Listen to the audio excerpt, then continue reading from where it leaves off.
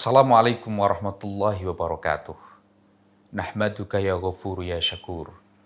Wassalatu wassalamu ala rasulillah wa ala alihi wa ashabihi wa wala. Rabbi syrah li sadri wa yassir li amri wahlul uqdatam min lisani yafqahu qawli amma ba'du. Sahabat-sahabat Ansor, juga sahabat-sahabat para pemuda milenial, dan juga sahabat-sahabat yang ada di seluruh penjuru tanah air Indonesia. Jumpa lagi di Sabaran Sahur Bareng Ansor sebagai pengingat kita bahwa apa yang sudah kita jalani hari ini, apakah sudah berketentuan dengan hal-hal yang baik atau masihkah perlu evaluasi. Sebagai pengingat saja untuk saya sendiri, juga sahabat-sahabat, kita belajar bersama di Ramadan Activity Ansor Podcast 2024.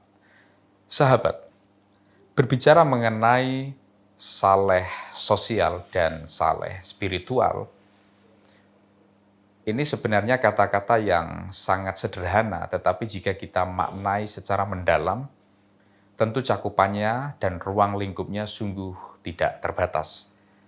Kita belum lagi menganalisa persoalan subjektif, objektif, dan lain sebagainya. Tetapi hal-hal normatif tentang kebaikan harus kita sampaikan.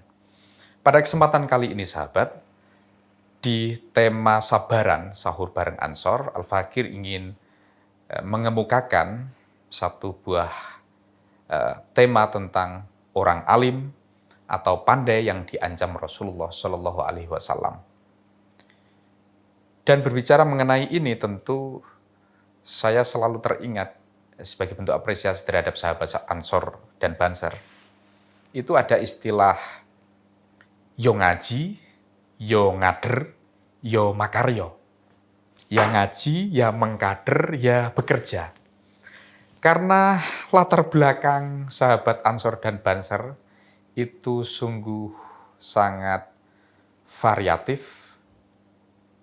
Saya kira hal-hal semacam ini bukan hanya sahabat Ansor dan Banser, melainkan mungkin pemuda-pemuda ya. Hanya saja kita diwadahi oleh sebuah organisasi besar yang memiliki 7 juta lebih kadernya di seluruh dunia. Maka secara spesifik saya katakan itu karena saat ini kita berada di Ansor Podcast. Nah, berbicara mengenai mengaji, mengkader, dan bekerja, atau ngaji, ngader, makaryo, ini sudah menjadi diskusi yang umum ketika sahabat-sahabat sedang ngopi bareng sahabat-sahabat yang lain. Ternyata jika kita berbicara mengenai itu, artinya sahabat-sahabat Ansor ini memiliki jam terbang yang di luar batas ya. Nah, kalau kita melihat riset-riset yang ada di lembaga-lembaga survei itu kan, Indonesia ini termasuk penduduk yang paling pagi bangunnya ya, antara jam 6.55 lah ya. Sedangkan negara-negara yang lain bisa lebih dari itu. Itu mungkin diambil sampelnya ini sampel normatif. Tetapi jika beragama Islam tentu kalau kita melihat puasa saja kita jam 2, setengah 3 sudah bangun. Kemudian nanti dilanjut untuk bersiap untuk sholat sunnah di masjid dan lain sebagainya untuk mengisi bulan Ramadan. Artinya jauh lebih dari itu gitu.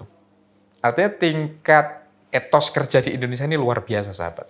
Dan berbicara mengenai itu juga, sahabat-sahabat Ansor dan Banser ini, jika kita masuk pada kitab Ayyuhal Walad, ternyata tentu kita akan masuk pada satu hal di mana Imam Ghazali mengatakan, Bismillahirrahmanirrahim, ayyuhal waladu, la takun minal a'mali muflisan, wala minal ahwali khalian, watayakkon annal ilmal mujarrada, la ya'khudhu biliyad.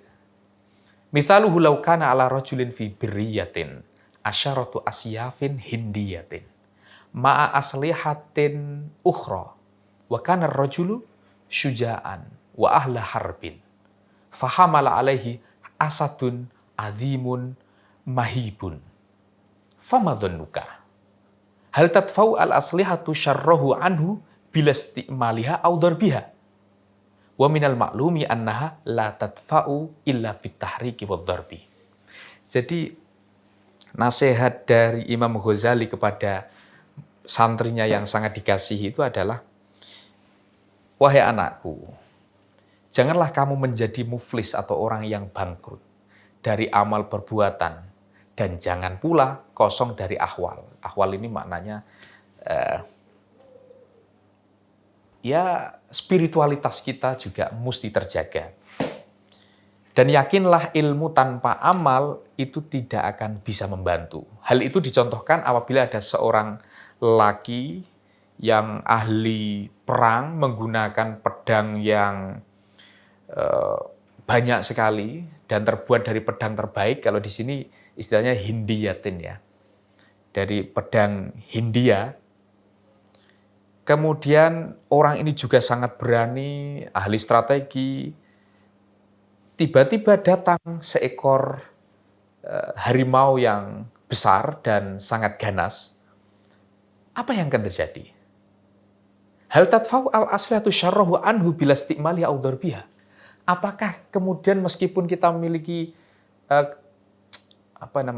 kompetensi atau skill itu ya, menggunakan pedang yang luar biasa, tanpa menggerakkan pedang itu dan memukul bahaya yang ada di depan kita, apakah bisa terjadi? Ya tentu, wa minal maklum ya, annaha la tadfa'u illa bitahriki wa darbi. Jadi ketika kita melihat nasihat dari Imam Ghazali ini, yang kemudian nasihat-nasihat ini disalurkan melalui pesantren-pesantren, kemudian kita masuk pada karakter building atau pembangunan karakter yang diberikan kepada sahabat-sahabat Ansor dan Banser, tentu ini akan menjadi satu gerakan yang luar biasa atau istilahnya TMS ya, terstruktur, sistematis dan masif gitu ya. Maka menjadi sebuah gerakan bernama yo ngaji, yo ngader, yo makaryo. Ngaji artinya spiritualitas kita mesti terjaga, mengkader, mengamalkan ilmu kepada yang lainnya, dan bekerja karena kita memiliki tanggung jawab. Kita akan bertemu lagi di sabaran berikutnya. Wallahul muwaffiq ila aqwamit thoriq. Wassalamualaikum warahmatullahi wabarakatuh.